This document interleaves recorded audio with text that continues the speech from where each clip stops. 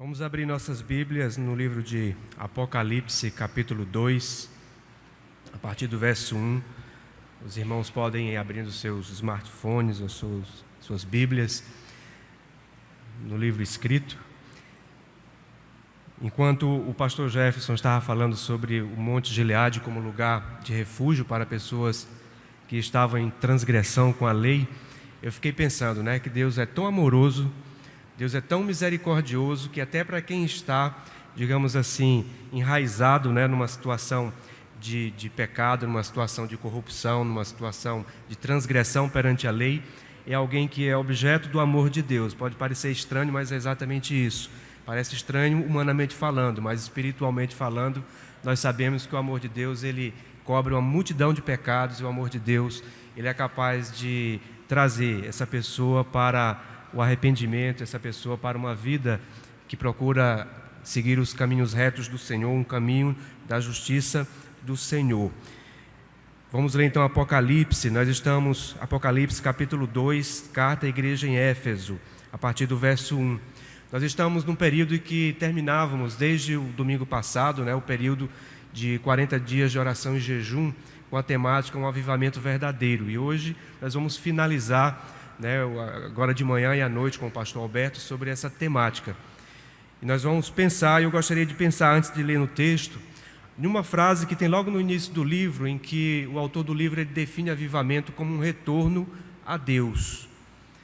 E aí nós vamos pensar que todos nós precisamos, todos os dias, retornar a Deus. E retornar a quê? Ao amor de Deus. Então nós vamos pensar um pouco sobre essa temática. Leamos junto o texto que está em Apocalipse capítulo 2, a partir do verso 1, diz assim: Ao anjo da igreja em Éfeso escreve: Estas coisas diz aquele que conserva na mão direita as 7 estrelas e que anda no meio dos 7 candeeiros de ouro.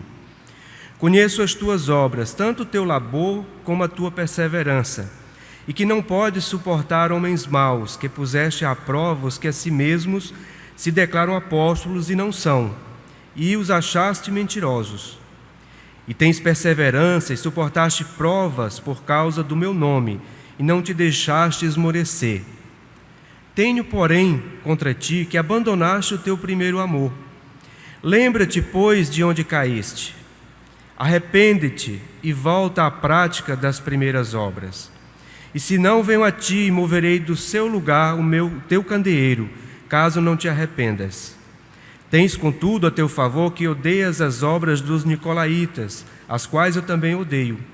Quem tem ouvidos, ouça o que o Espírito diz às igrejas. Ao vencedor dar-lhe-ei que se alimente da árvore da vida que se encontra no paraíso de Deus. Oremos.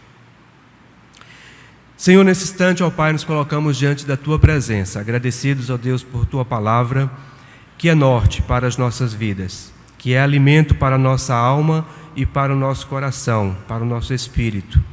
Por isso nos colocamos diante do Senhor, agradecidos, ó Deus, pelo privilégio de nos debruçar sobre a Tua palavra, e pedimos, ó Deus, que o Senhor nos fale ao coração, através do texto, mediante, ó Deus, a ação do Teu Santo Espírito nos nossos corações. Por isso nos colocamos diante de Ti, agradecidos, ó Pai, em nome de Jesus, e pedindo em tudo a Tua direção. Amém. Como havia dito inicialmente, gostaria de pensar a partir da definição que o autor daquele livro, o pastor Edson Queiroz, deu ao avivamento. Um retorno a Deus. Todos nós precisamos retornar a Deus todos os dias. Quando nós não o fazemos diariamente, às vezes, sem perceber, vamos nos afastando, e aí fica mais difícil você retornar. O coração muitas vezes fica endurecido, o coração fica como que resistente a uma volta para a presença de Deus e dificulta mais ainda esse retorno. Mas todos nós, dia a dia, precisamos colocar as nossas vidas diante de Deus, e todos nós haveremos de encontrar coisas que nós precisamos pedir o perdão a Deus, como nos ensina a oração do Pai Nosso. Precisamos colocar diante do Senhor as nossas vidas e a vida dos nossos semelhantes, a vida daqueles que, sobretudo, estão próximos de nós, no sentido de perdoar, no sentido de pedir perdão, todos nós sabemos que passamos por situações no dia de hoje, talvez você já tenha passado, que você precisa estar revendo a sua caminhada diante do Senhor. E precisamos, portanto, renovar e avivar dentro do nosso coração essa experiência de relação, de intimidade com o Senhor. A igreja de Éfeso, que é a mesma igreja aqui do Apocalipse, que é a igreja que também foi objeto de uma carta que o apóstolo Paulo escreveu, era uma igreja que localizava-se numa região que era centro cultural e religioso. Era uma igreja forte, era uma igreja atuante. O texto nos diz que o apóstolo João, que se encontrava na ilha de Patmos, que no momento em que ele teve uma visão muito especial de Deus, e que ele escreveu cartas às 7 igrejas, e a despeito de qualquer sistema escatológico, eu gostaria de extrair tão somente os princípios da carta escrita a esta igreja. Uma igreja que, como diz o texto no verso 2, conheço as tuas obras, tanto teu labor, era uma igreja que trabalhava, era uma igreja perseverante, era uma igreja que não suportava os homens maus e era capaz de confrontar aqueles homens, aquelas pessoas, aqueles que se diziam servos de Deus, que se diziam apóstolos de Deus, que se diziam mensageiros de Deus. Eles eram capazes de confrontar e colocar se era verdade ou não aquilo ali que aquelas pessoas diziam. Pode parecer estranho, mas essa igreja se afastou de quê? Do seu primeiro amor. Pode parecer contraditório, mas uma igreja ela pode ser fiel à doutrina, uma igreja pode ter todo um sistema administrativo, uma igreja pode ter todo um zelo até pela palavra, mas ela está distante daquilo que é o essencial, que é o amor de Deus. E João então escreve àquela igreja para que eles retornem, para que eles coloquem diante do Senhor as suas vidas, e diz assim, no verso 4, tenho, porém, contra ti que abandonaste o teu primeiro amor. No verso 5, lembra-te, pois, de onde caíste, arrepende-te e volta à prática das primeiras obras. Portanto, nós precisamos sempre, a cada dia, retornar às primeiras obras, e retornar ao Pai, e retornar procurando lembrar de onde, porventura, poderíamos ter nos desviados, ou por onde, porventura, tenhamos nos desviados do caminho. Mas precisamos voltar ao primeiro amor de Deus nas nossas vidas. A cada dia precisamos colocar os nossos corações diante do Senhor. Tema bastante intrigante, complexo e difícil, talvez ao mesmo tempo fácil, não sei, falar sobre o amor. Me lembro de uma mensagem de um pastor conhecido nacionalmente, que uma vez ele pregou uma mensagem que o tema da mensagem era: você ama a Deus? E de uma forma muito amorosa, a mim me deu essa sensação. A pergunta dele me fez questionar: será que eu amo a Deus? E eu tenho para mim que todo o auditório, eu estava ouvindo essa mensagem ainda naquela tal de fita cassete, mas a sensação é de que eu estava num auditório e de que todas as pessoas estavam fazendo o mesmo questionamento. Porque às vezes nós nos arvoramos a dizer que amamos a Deus. E eu diria que não é nem uma questão de você ter que afirmar se você ama a Deus ou se você não ama a Deus. A sensação que eu tive é de que eu não amava a Deus. Mas eu diria que nós estamos aprendendo a amar a Deus. Eu estou aprendendo a amar o meu próximo. Eu estou aprendendo a me amar. A palavra de Deus nos coloca muito mais numa situação em que nós precisamos retornar sempre a esse primeiro amor, porque o amor é a própria essência de Deus. De modo que nós podemos sim buscar e aprender a amar a Deus a cada dia.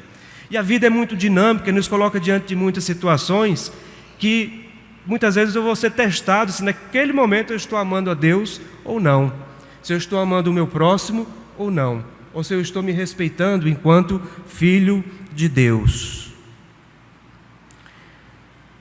É muito fácil amar os nossos amigos, né? O que é que a palavra de Deus diz?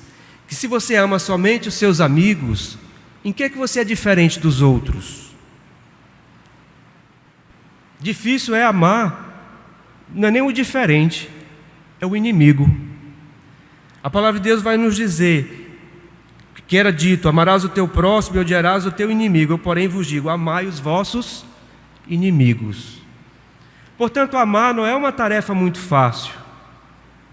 E pode ser muito fácil.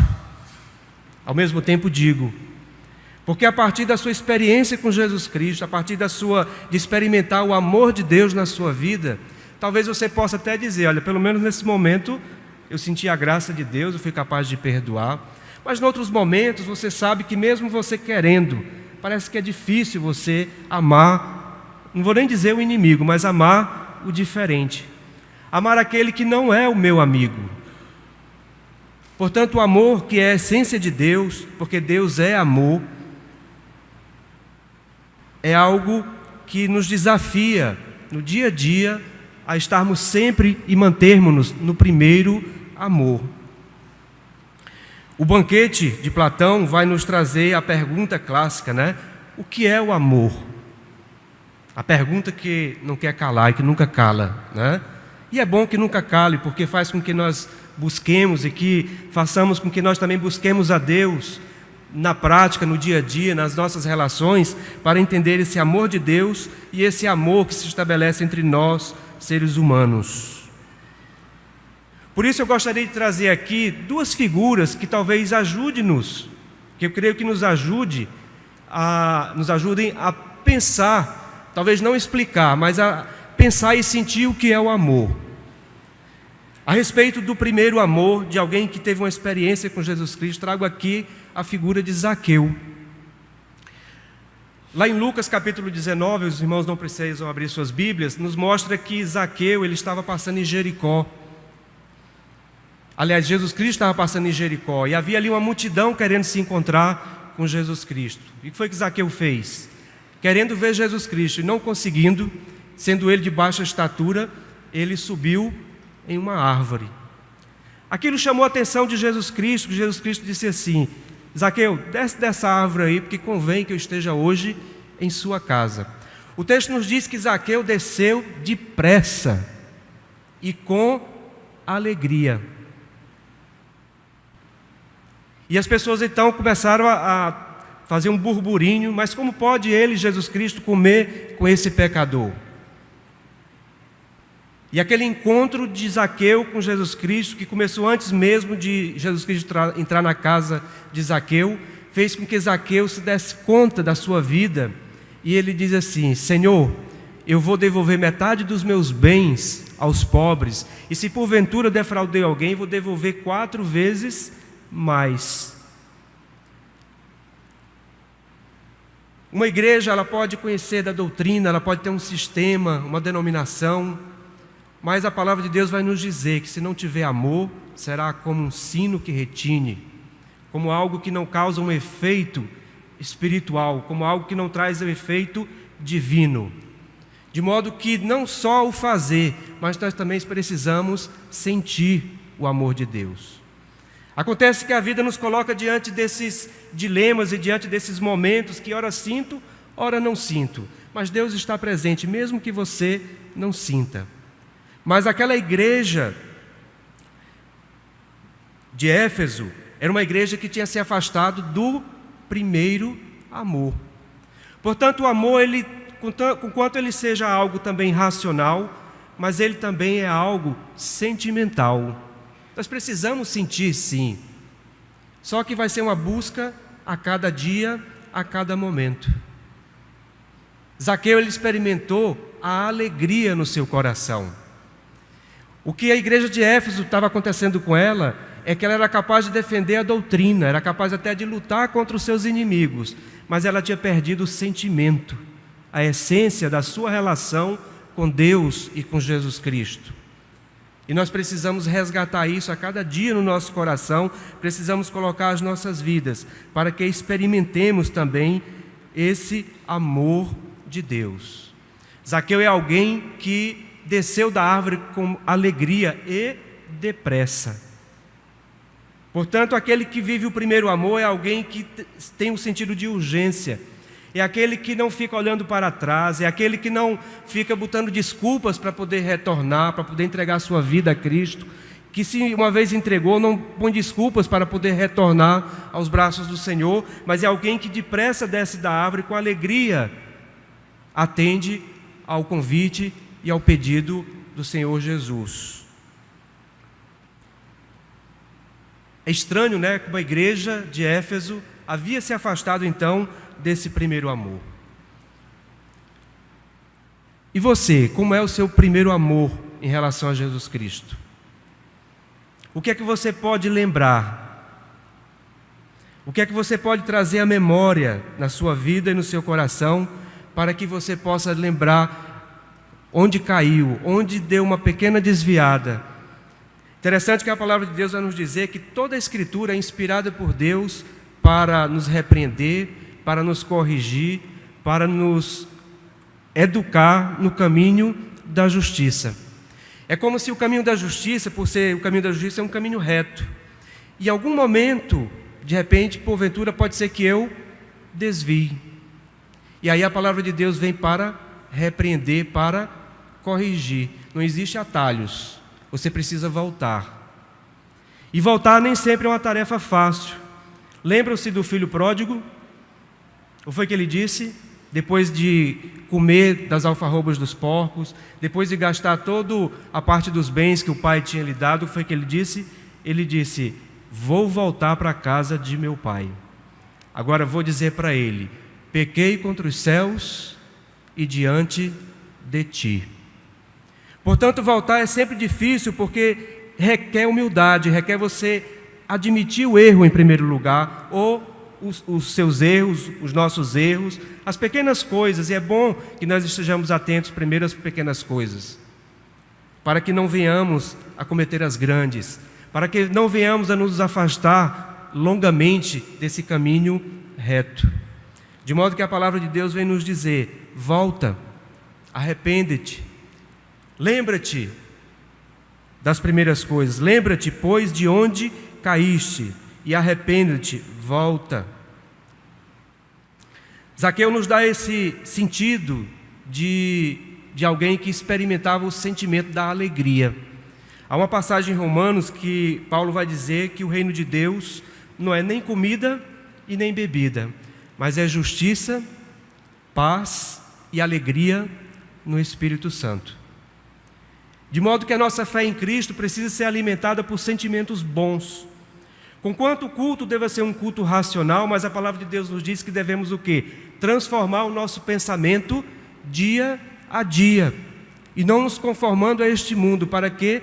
Para que conheçamos qual seja a boa, perfeita e agradável vontade de Deus. Pode até ser que, do ponto de vista humano, a vontade de Deus para a sua vida seja algo que não seja agradável, mas se você está em comunhão com Deus, você vai se sentir grato, você vai se sentir bem em fazer a vontade de Deus. O grande problema do nosso tempo é que as pessoas vivem sensações, e sensações são coisas muito rápidas, extremamente passageiras.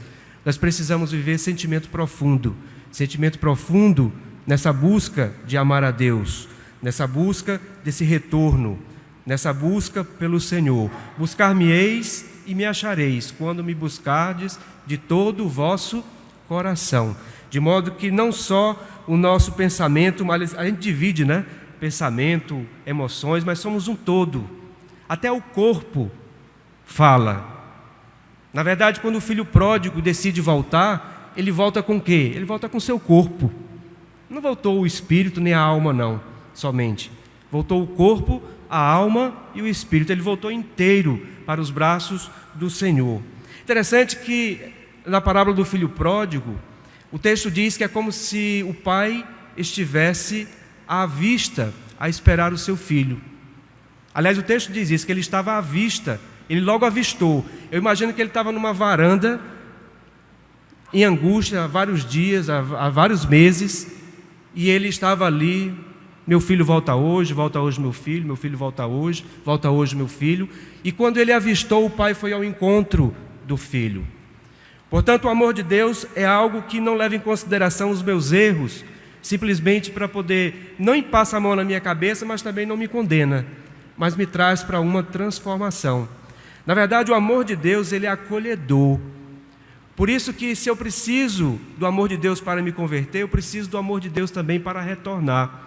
Eu preciso do amor de Deus para poder caminhar nesse caminho de santificação, nesse caminho de justiça.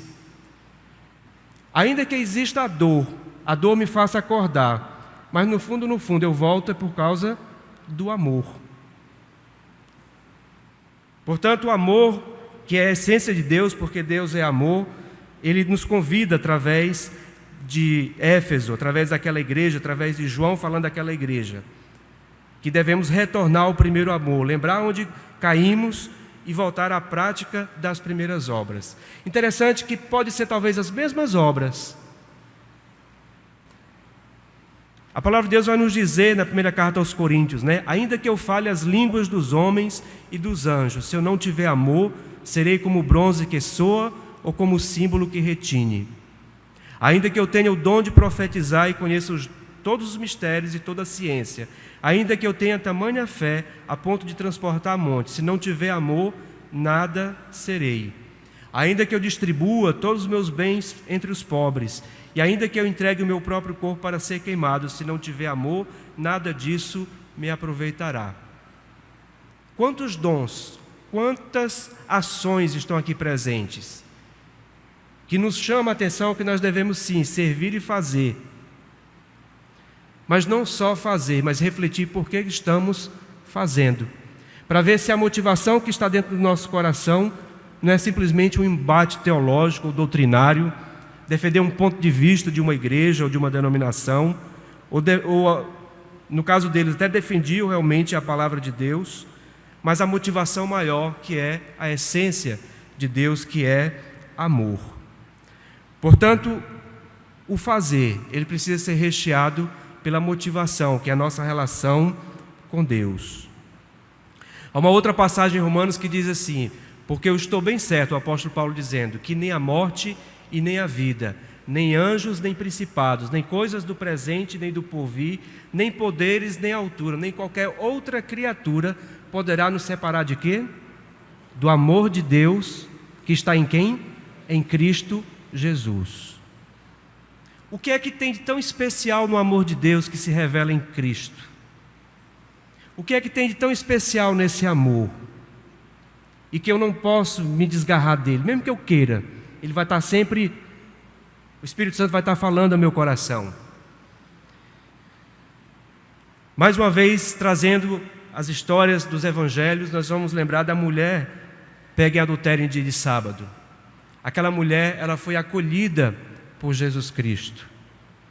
Não importava a sua condição de prostituta, de mulher que estava sendo apedrejada, de mulher que estava vivendo uma situação errante, mas Jesus Cristo fez aquelas pessoas que queriam apedrejá-la pensar e disse: atire a primeira pedra aquele que não tem pecado. E depois ele disse para aquela mulher, ninguém atirou, E ele disse para aquela mulher: vai em paz e não peques mais. Ela voltou a pecar? Claro, como todos nós. Hoje eu estou até bem, você está bem, mas a gente vai pecar. Como se diz, por pensamentos, palavras ou ações. Mas que nós precisamos colocar isso diante do Senhor, porque nós sabemos que o Senhor está sempre pronto para nos acolher. Na verdade, o amor de pai, o amor de mãe, o amor do Estado, se é que podemos dizer assim que existe, Mas Deus usa o Estado com todos os seus erros e imperfeições para cuidar de nós. O amor de amigo, o amor de esposa, de esposo, de namorado, tudo isso é importante. Mas tudo isso tem um limite em si mesmo. Ele não pode acolher na sua inteireza, porque todos nós somos humanos e somos pecadores. Mas o amor de Deus ele é acolhedor na sua inteireza, de modo que eu posso lançar-me sobre os braços do Senhor, porque Ele é um Deus perdoador. É como disse o pastor Jefferson. E aí eu parafraseei o que ele falou, Que Deus é tão bom e tão misericordioso que até o pior marginal, né, o pior corrupto, Deus dá a oportunidade de ser preservada a sua vida, para que em vida ele tenha a oportunidade de voltar, de se arrepender, né, de ser cuidado e ser restaurado.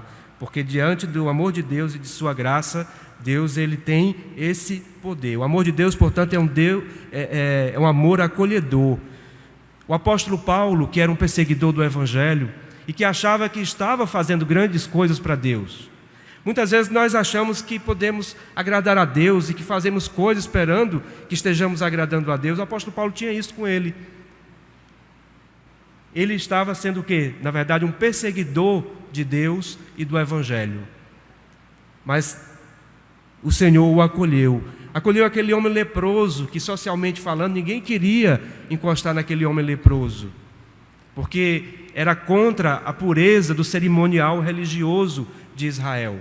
Mas Jesus Cristo não só se aproximou dele, como tocou nele, e ele foi curado. Portanto, o amor de Deus é um amor acolhedor para conosco, é um amor transformador. Ele transformou a vida daquela mulher pega em adultério, que era uma vida de conturbações, uma vida de perseguição, uma vida de ser usada para ser uma vida de uma mulher que ia experimentar a paz. Transformou a vida do apóstolo Paulo, que era um perseguidor do Evangelho, num servo seu, num apóstolo, alguém que passou a ser um proclamador do Evangelho. Ele transformou aquele homem leproso num homem são, curado. Ficou à vontade para poder conviver em sociedade. O que é que tem de especial no amor de Deus? É que o amor de Deus, ele é acolhedor, ele é transformador e ele traz salvação. Ninguém pode trazer salvação eterna um ao outro aqui, mas ele é capaz de trazer essa salvação para as nossas vidas. Portanto, vê onde caíste, vê onde o teu coração deu uma pequena desviada, e quando você menos esperou, você estava distante da essência de Deus, que é o amor. Revê as tuas práticas, as tuas ações. Interessante que Deus quer usar cada um de nós aqui, onde estiver durante a semana, no seu trabalho, com a sua profissão, mas ter a consciência de que ali você pode ser instrumento de Deus para a manifestação do seu amor. Mas para isso eu preciso estar colocando o meu coração diante de Deus, para que eu não venha simplesmente fazer automaticamente, para que eu não venha simplesmente sair e desviar-me do caminho correto, porque eu me desviei do caminho do amor de Deus. O texto nos diz: lembra-te, pois, de onde caíste, arrepende-te, ou seja, muda de pensamento, muda a disposição do teu coração e volta à prática das primeiras obras, talvez as mesmas obras, talvez até as mesmas coisas que você esteja fazendo. Algumas talvez você precisa realmente mudar, deixar de fazer. Outras você precisa até fazer. Mas talvez outras sejam as mesmas, só que a motivação tem que ser pelo amor. Existe alguém que o tempo todo ama a Deus sobre todas as coisas? Eu não acredito. Eu estou aprendendo a amar a Deus. A nossa igreja está aprendendo a amar a Deus. Estamos aprendendo a amar uns aos outros. Estamos aprendendo a nos amar. Portanto, lembra-te, pois, de onde caíste, arrepende-te e volta à prática das primeiras obras. E se não venho a ti, moverei do seu lugar o teu candeeiro, caso não te arrependas. O candeeiro, na verdade, representa a igreja de Jesus Cristo. Interessante que no verso 1 ele diz assim: ao anjo da igreja em Éfeso escreve: estas coisas diz aquele que conserva na mão direita as 7 estrelas e que anda no meio dos 7 candeeiros de ouro, ou seja, as 7 igrejas das cartas do Apocalipse. É como se a igreja de Éfeso tivesse perdido o sentido de ser igreja. A igreja, na verdade, às vezes tem gente que diz assim: essa igreja, né? Às vezes ela está dentro da igreja, aí ela chama essa igreja, ela se coloca fora. A igreja é um barco onde todos nós estamos dentro dele, eu preciso ter consciência disso. De modo que eu preciso cuidar da minha vida espiritual, preciso cuidar da minha vida pessoal. E como um corpo, se eu não estou bem, todo o corpo está mal. E se eu estou bem, isso contribui para que todo o corpo esteja bem. Isso é ser igreja. ter consciência do que é ser cristão e participar de uma igreja local e da igreja maior, que é a igreja universal, formada por todos aqueles que tiveram um encontro pessoal com Jesus Cristo. Ao anjo da igreja em Éfeso escreve: estas coisas diz aquele que conserva na mão direita. Na verdade, ele quer conservar a chama viva, o avivamento dentro dos nossos corações. Ele quer conservar a experiência do primeiro amor, que possamos sempre ter presente esse princípio, essa essência dentro dos nossos corações. Senão venho e removerei o candeeiro de ti. Não é que Deus simplesmente decidiu tirar o candeeiro, dizer que não é mais igreja, não. É porque a igreja de Éfeso podia não ser mais igreja. Perdeu o sentido do que é ser igreja cristã. E aí ele diz então, no verso 5: lembra-te, pois, de onde caíste, tá? E se não, venho a ti e moverei do seu lugar o teu candeeiro, caso não te arrependas. Ninguém se arrepende, ninguém volta simplesmente por decreto. A gente volta, a gente se arrepende por amor. Mais uma vez, pode até existir a dor, né? A gente costuma dizer que o sujeito chegou ao evangelho pela dor ou pelo amor. Eu tenho para mim que é tudo pelo amor. A dor apenas nos desperta, né? Que tem alguém que vai nos acolher, alguém que tem o poder para nos transformar e alguém que tem poder para trazer salvação para as nossas vidas. E o texto termina nos dizendo: tens contudo a teu favor que odeias as obras dos nicolaítas. Era uma igreja que realmente confrontava aquilo que era contra o evangelho, as quais eu também odeio. Quem tem ouvidos, ouça o que o Espírito diz às igrejas. Ao vencedor dar-lhe-ei que se alimente da árvore da vida que se encontra no paraíso de Deus. É claro que a árvore da vida aqui é uma figura. Deus, ele quer nos alimentar. Nada melhor do que você, num dia de sol muito forte, né? O calor está começando a aumentar na nossa cidade, quando você encontra uma sombra, quando você encontra uma árvore onde você se sente acolhido e, sobretudo, se vê um vento, né, de preferência frio, para poder acalmar e trazer alívio sobre o seu corpo que está sofrendo com calor, sobre a sua vida. O Senhor quer nos alimentar, o Senhor quer nos manter vivos, o Senhor quer que nós, dia a dia, experimentemos o verdadeiro avivamento. É um retorno? É. Mas se eu comecei a caminhar com Cristo pelo amor, também vai ser pelo amor que eu retornarei. Que Deus esteja nos abençoando, que Deus esteja trabalhando no coração de cada um de nós e que Deus esteja trabalhando na nossa igreja como um todo, para que não percamos de vista que o primeiro amor, assim como Zaqueu, que desceu depressa e com alegria, e que o Senhor no final disse assim: hoje verdadeiramente houve salvação nesta casa. Ele possa dizer de cada um de nós: hoje verdadeiramente houve salvação dentro do meu coração e do coração de cada um que está aqui presente. Que Deus nos abençoe e nos ajude enquanto igreja a sermos uma igreja amorosa. Isso quer dizer que nós não vamos ser 100% amorosos, não. Nós vamos cometer erros, mas que tenhamos a generosidade de perdoar aquele que porventura tenha nos ofendido e que temos a coragem de pedir perdão quando nós ofendemos alguém, mas que tenhamos, sobretudo, em vista que nós devemos olhar para Jesus Cristo, que é o autor e consumador da nossa fé, porque fé, arrependimento e amor andam todos ali juntos. Tanto é que lá em Coríntios diz que de 3 coisas, entre a fé, a esperança e o amor, a única que vai varar a eternidade é o amor. Então busquemos as coisas eternas, busquemos aquilo que há de melhor, né, e ajudemos aí nesse processo de restauração das nossas próprias vidas e da vida daqueles que se encontram ao nosso lado, né? Que Deus esteja nos abençoando. Oremos nesse instante. Ó Deus, nós nos colocamos diante do Senhor, ó Pai, agradecidos por Tua palavra, agradecidos, ó Deus, pelo texto que foi inspirado pelo Senhor, que foi preservado pelo Senhor, ó Deus, para que nós estejamos atentos, ó Pai, sobre a nossa comunhão, a necessidade que temos, ó Deus, de Te buscar dia a dia, Senhor. Se porventura, ó Deus, há coisas que nós já nos distanciamos, que o Senhor nos dê a sensibilidade, nos dê também, ó Deus, a coragem para nos posicionar e voltar de onde caímos, ó Pai.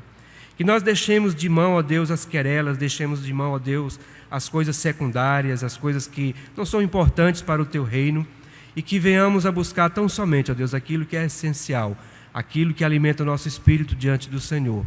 E nos ajuda, ó Pai, porque nós somos pó, somos frágeis, mas nós sabemos, ó Deus, que no Senhor, o Senhor nos fortalece, ó Deus. Por isso, sê conosco, nos abençoe e nos dirija em nome de Jesus. Amém, Pai.